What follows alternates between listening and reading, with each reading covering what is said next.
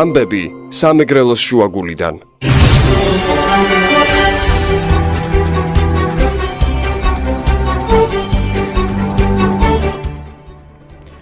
სპორტის თანამშრომლების აქცია გრძელდება რაულ ხაჯიმბამ უდმურტიასთან თანამშრომლობის მემორანდუმს ხელი მოაწერა. რადიო თინეთის საინფორმაციო სამსახური აგრძელებს პირდაპირ ეთერში მუშაობას. ახალ ამბებს 17 საათზე თიეშონია გაგაცნობთ. უკვე მესამე დღეა ფოთის სპორტის დიდი ნაწილი პარალიზებულია. პორტის 600-მდე თანამშრომელი სამუშაოს დაწყებას მანამ არაპირებს, ნამ პორტის ხელმძღვანელობა მათ მოთხოვნებს არ დააკმაყოფილებს. მოთხოვნა ერთია გაეზარდოთ ხელფასები 14%. თუმცა გაფიცულთა ამ მოთხოვნის გაზიარებას IPM ტერმინალში კატეგორიულად არ იზიარებენ. გუშინ გამართული მოლაპარაკებები კი უშედეგოდ დასრულდა. სანამ პორტის გაფიცულ თანამშრომლსა და ადმინისტრაციას შორის ვითარება ირკვევა, ნავსადგურის დიდი ნაწილი პარალიზებულია. არ ხორციელდება კონტეინერების მიღება, ჩამოტვირთვა.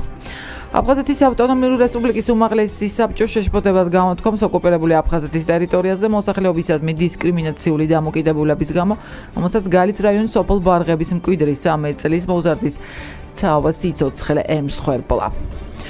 საჭიროა უმაღლესი საბჭო ჟენევისა თუ სხვა ფორმატის საერთაშორისო ფორუმებში დასვას ეს საკითხი აფხაზეთის პრობლემასთან დაკავშირებით. ეს საკითხი პრინციპულად უნდა გაანიხილონ უახლოეს შეხვედრაზე, მიიღონ შესაბამისი გუმანური გადაწყვეტილება და მით ხელი შეუწყონ აფხაზეთში ადამიანის სიცოცხლის ხელშეუვალი უფლებების დაცვას, ნათქვამია აფხაზეთის უმაღლესი საბჭოს განცხადებაში. თვითაღიარებულ აფხაზეთსა და რუსეთის ფედერაციის უდმურტიის რესპუბლიკას შორის სავაჭრო, ეკონომიკურ, სამეცნიერო, ტექნიკური და კულტურული თანამშრომლობის შესახებ მემორანდუმს იჟევსკში მოეწერა ხელი. ხელმოწერის ცერემონიაში მონაწილეობდნენ დე-ფაქტო აფხაზეთის ვიცე-პრემიერი დიმიტრი სერიკოვი და უდმურტეთის რესპუბლიკის ხელმძღვანელი ალექსანდრე სოლოვიოვი, წერს სპუტნიკ აფხაზია. კომპანია RMG ჯგუფი ჟურნალისტ ნინო მიქიაშვილის მიერ გავრცელებულ განცხადებას გამოეხმაურა და მას დეზინფორმაცია უწოდა.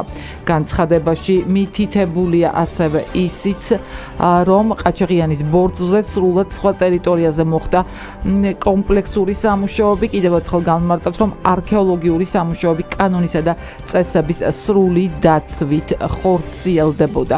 ნათქვამია სპეციალურ განცხადებაში. სამუშაოების დასრულების შემდეგ კომპანია კვლევის საბოლოო ანგარის წარუდგენს შესაბამის უწყებებს. დევნილთა განსახლების მინისტრის სოზარ სუბარის თქმით, მთავრობის ახალი პროგრამა წინა პროგრამისგან არსაბითად განსხვავებული არ არის. სუბარი იმედოვნებს, რომ პარლამენტი მთავრობას მხარს დაუჭერს.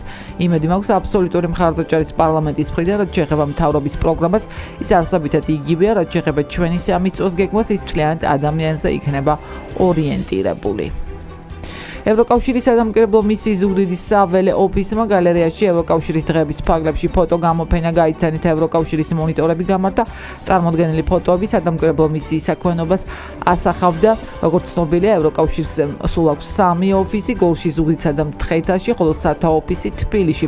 ეს გამოფენა სწორედ ამ ოფისების საქმიანობას ასახავს, თქვა ევროკავშირის ზუგდიდის საველე ოფისის უფროსის მოადგილემ კოსტელ სიმეონმა.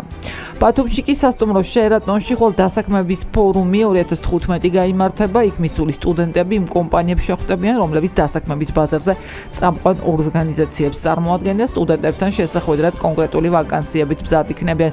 ორგანიზატორების თქმით, ღონისძიების საბოლოო მიზანს კომპანიისთვის ახალი კადრების აყვანა და ასევე სტუდენტების დასაქმება წარმოადგენს. ახალი ამბები 17 საათზე თიეშონიამ გაგაცანით. დღის შემაჯამებელი 18 საათიანი საინფორმაციო გამოშვებით სულ საათზე დავბრუნდები პირდაპირ ეთერში დროებით.